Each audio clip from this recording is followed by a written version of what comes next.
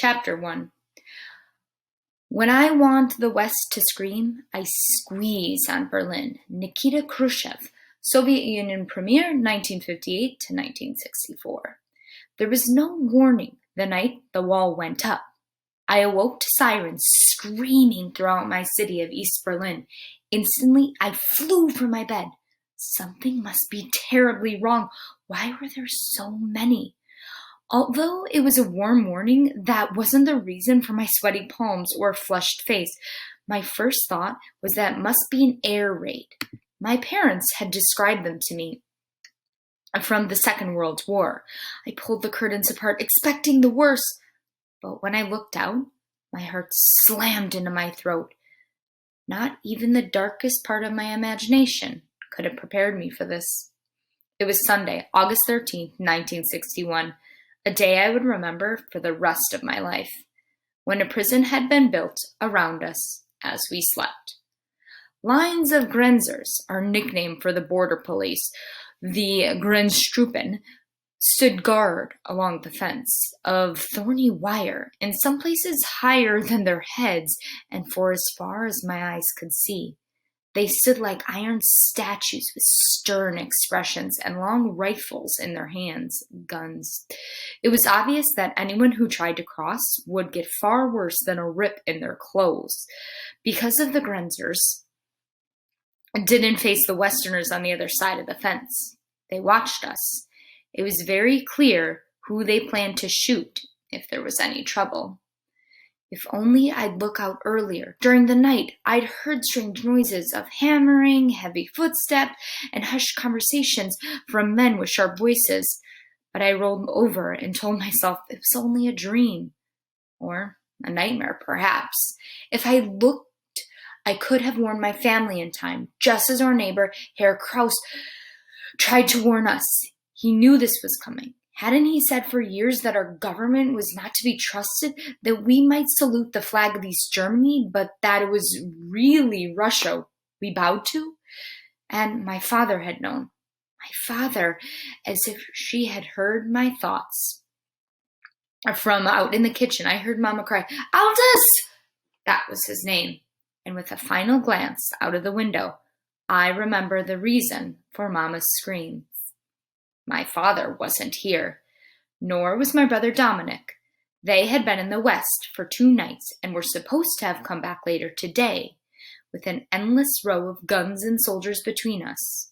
The fence just changed that. I raced from my room and arrived in the kitchen to see my oldest brother, Fritz, holding my mother in his arms as she sobbed on his shoulder. He eyed me and then cocked his head toward the window in case I hadn't already seen the fence. I once brushed tears from my eyes and wrapped my arms around her back. Maybe she didn't need me, but in that moment, I desperately needed her. She felt me there and put a shaking hand on my arm. "They've done it, Goethe," she said through her tears. "Worse than anyone ever thought." Mama had been a beautiful woman once, but that was years ago. She had come through too much war and famine and poverty to care about the curl in her hair or the neatness of her dress. Her blonde hair was already turning gray, and her eyes bore early wrinkles in the creases. Sometimes I looked in the mirror and hoped life would not be equally hard on me. "Why now?" I asked. "Why today?" I looked up to Fritz for an answer. He was nearly 6 years older than me and the smartest person I knew, next to my father. If my mother had no answers, then surely he did. But all he could do was shrug and hold her tighter as her sobs grew louder. Besides, I already understood more than I wanted to. The fence was only the beginning. It had just divided my life in half, and nothing would ever be the same again.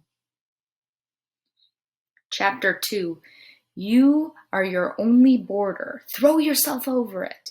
Hafiz, Persian poet, 1325 to 1389. I had known something bad was coming ever since the knock on our door Friday evening.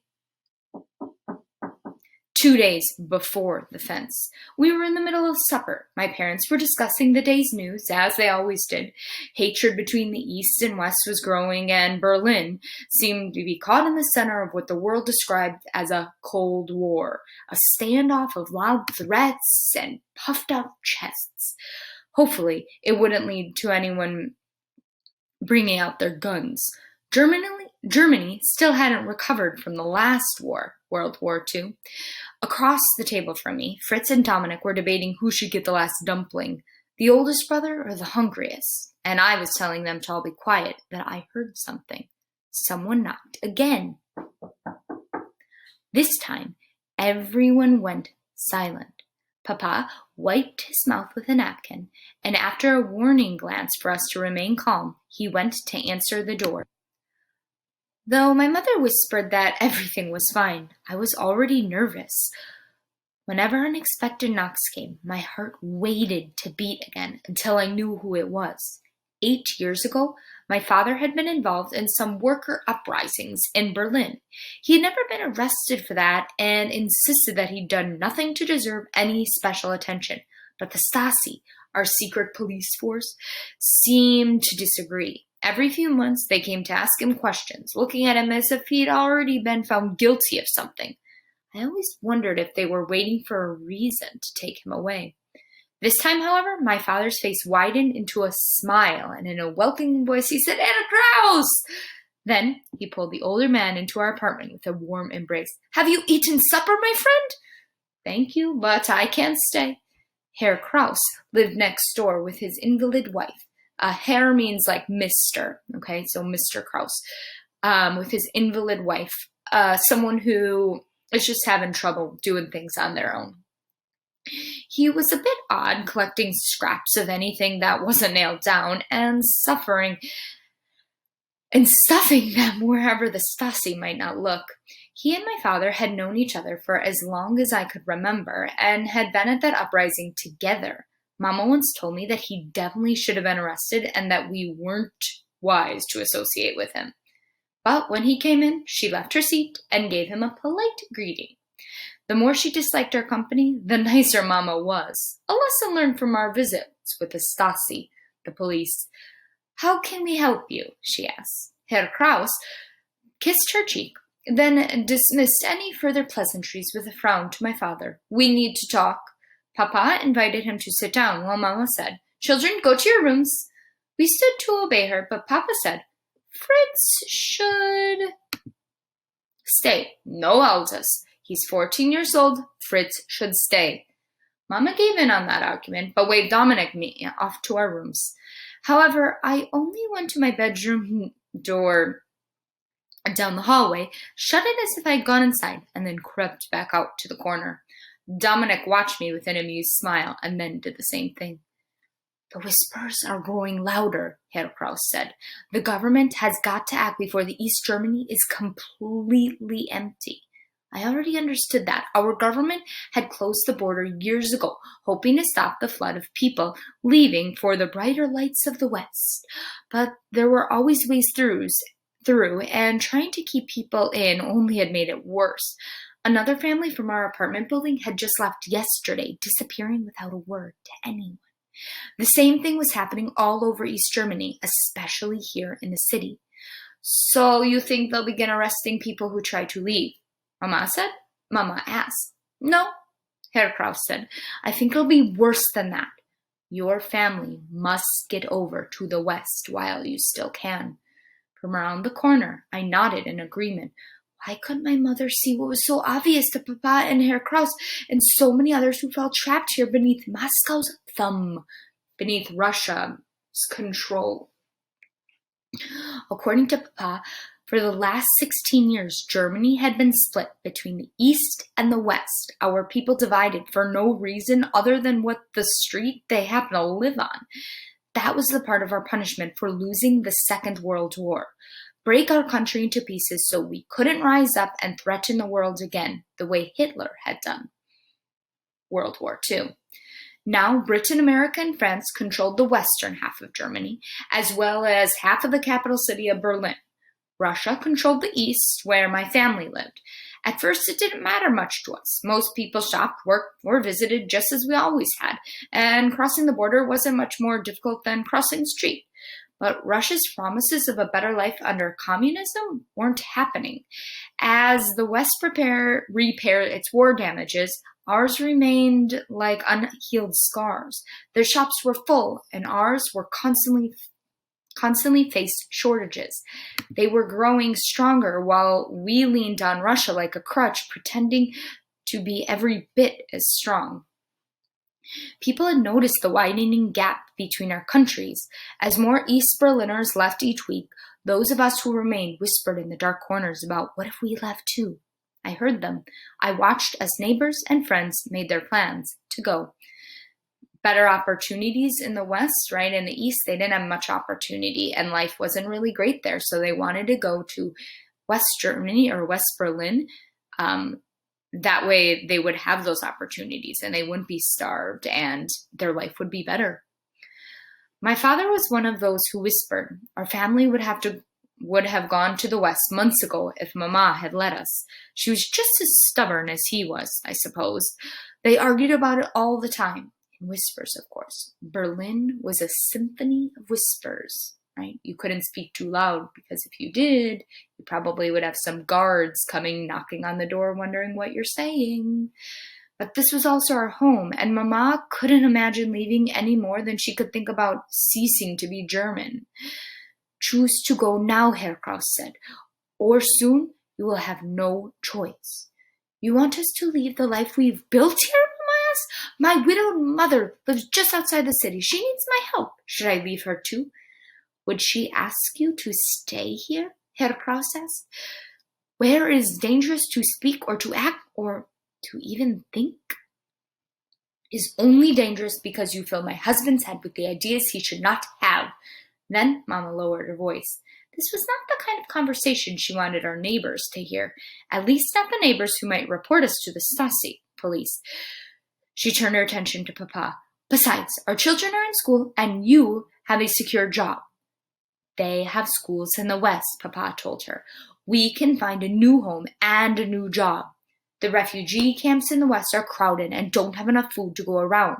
Mama shook her head. After the war, she had gone for months without enough food to eat. Thousands of Germans died of hunger back then, and I knew that memory was never far from her. We have no family or friends there to take us in, and I won't bring my children into a camp. We're not beggars. I'd rather beg than live here. I had left my hiding place and spoken even before I remembered. I was supposed to be in my room, but it was too late to go back, so I added, Please, Mama, listen to them. You should be in bed, Goethe. What if Aldous goes to the West for a night or two? Herr Kraus suggested. He can find you a new apartment and ask about jobs. Papa's voice brightened. I could leave tonight and be back on Sunday. We don't have to decide anything for sure until I come back. Mama was silent for a moment. Then she said, Bring one of the children with you so the employers know you have a family to support. I'll go, Fritz offered. I knew he would. Last week, Fritz told me he wanted to buy some of the West's magazine and come back here to sell them to his friends. You need to help your mother with packing, and Goethe is too young, Papa said. I'll take Dominic. Dominic came around the corner now, smiling as if he had won some sort of prize. I glared at him, but the truth was, I thought he had won a prize too. Why couldn't Papa take me instead? I asked Papa that very question when he tucked me into bed that night. He smiled and pulled the blankets up to my chin. It's going to be difficult getting across the border in the darkness, he said. Dominic and I will find a way, then return and show it to you in only a few more nights. What if you don't come back? His eyes became sad, though the smile remained. I must come back, because nobody else knows our bedtime song. He got to his feet and started dancing to my favorite song, The Farmer in March, which described all the chores a farmer had to do to get its crops ready.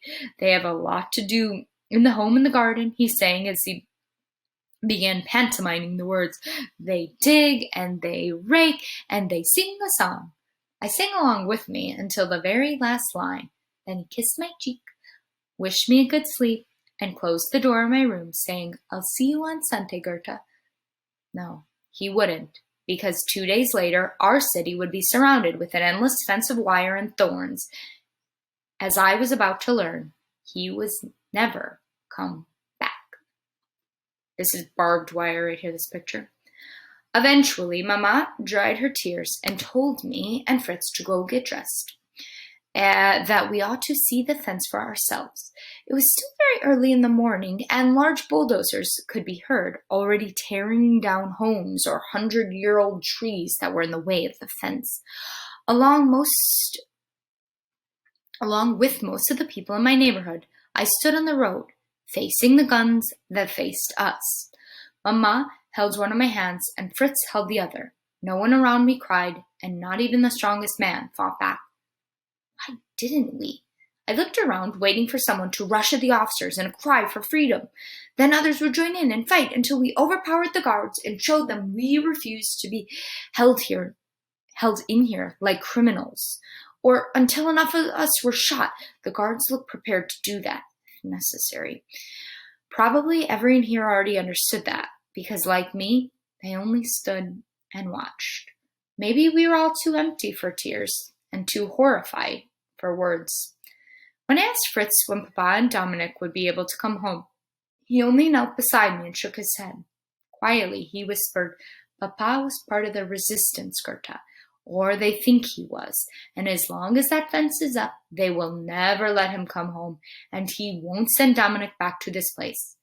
But don't worry, I'm sure it can't last long.